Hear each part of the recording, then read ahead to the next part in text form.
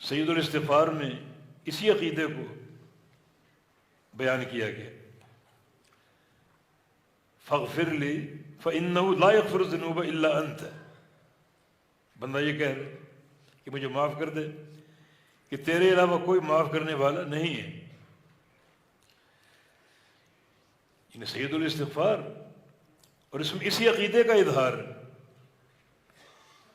ابوبکر صدیق رضی اللہ عنہ نے نبی علیہ السلام سے عرض کیا، علمنی دعا، مجھے کوئی دعا سکھائیے نماز میں مانگنے کے لیے، یعنی تشہد میں، سلام پھیرنے سے قبل۔ تو نبی علیہ السلام نے کیا دعا تعلیم کی؟ اللہم انی ظلمت نفسی ظلما کثیرا ولا یغفر الذنوب الا انت۔ وہی عقیدہ کہ میں بڑا ظلم کر بیٹھا ہوں گناہوں کے ذریعے، اور تیرے علاوہ کوئی گناہوں کو معاف کرنے والا نہیں ہے۔